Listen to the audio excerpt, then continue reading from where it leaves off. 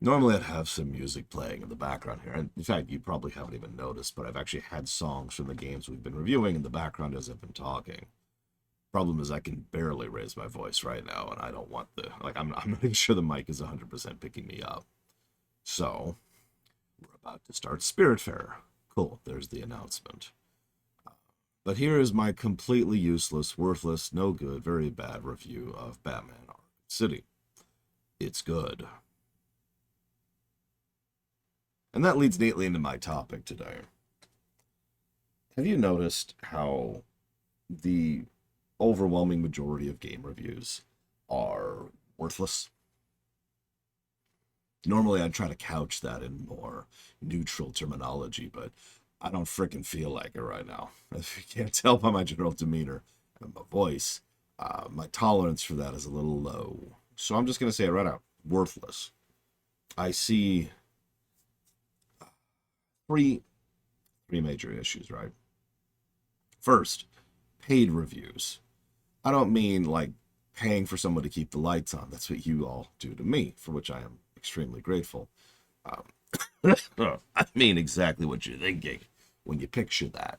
People paying for good reviews, which is such an endemic and long term problem that we have documented evidence of this happening as far back as the 80s.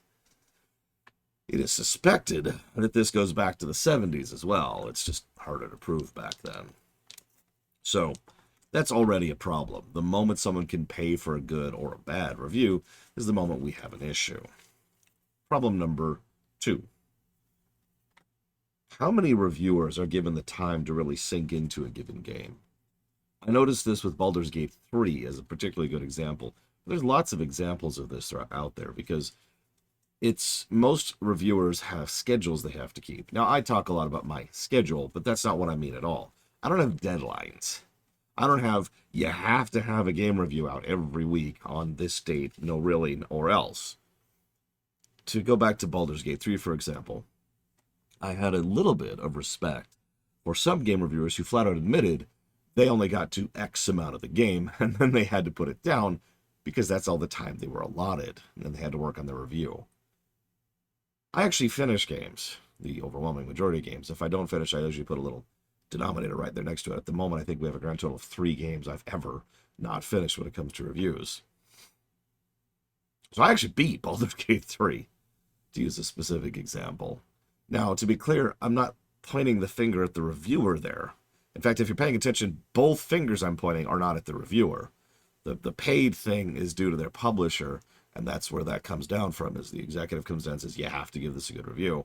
And the time thing comes down to the publisher, where the executive comes down and says, you have to have this out at a certain time. So 2 out of 3 of my problems with game reviewers aren't actually with the reviewers themselves. But then there's the third thing. Do you know why I spent literal years building the review system that we currently use, which at some point I will actually sit down and make a video describing because it's been asked several times at this point. So I'm going to make like 3 videos. It's going to be what the Oblivion line is, what the PFR, or PRF, excuse me. No, it is PFR, I'm right. What PFR stands for, what the Oblivion line is, and how the review system works. I do it right now, but you'd have to listen to me talking like this, and I don't think anybody wants that. But no, you know what reviewers use? 8 out of 10. Or, if they feel particularly invested, 80 out of 100, which is something I actually experimented with as well. That doesn't convey anything. If you look at Andromeda, Mass Effect Andromeda, and you say, well, it has bad story but good gameplay, that's inaccurate. Because only certain aspects of the gameplay are actually good, specific aspects. Which aspects? Well, from memory, I would say the build system, the traversal, and a little bit of the, well, I guess actually that's actually true. So the vehicle, Nomad, was fun. The jetpack, that's the other form of traversal, was fun. And the build system, it's actually probably the best build system we've had in the entire Mass Effect series. Was the combat fun? Were the boss encounters fun? No. Was the quest design good? No.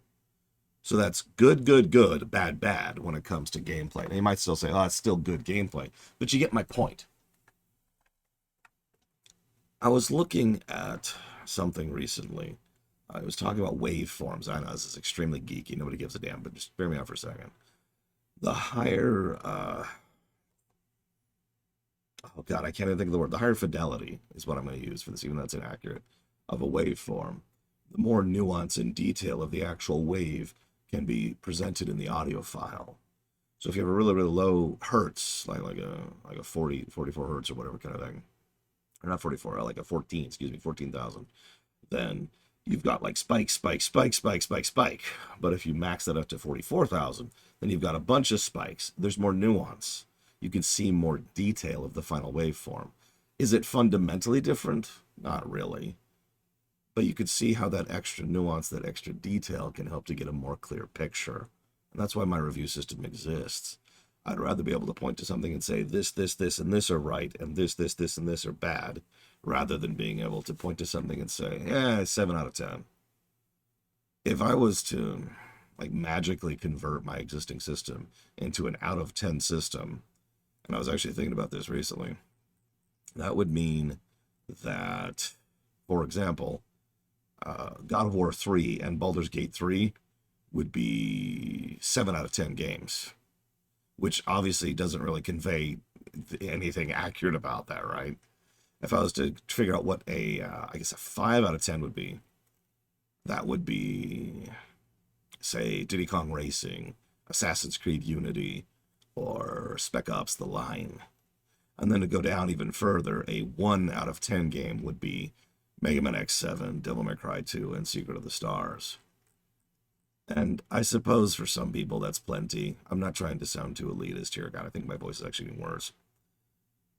I'm not trying to raise a big fuss. It just irritates me a little bit, I guess, because this is my chosen career, my chosen field of expertise or whatever.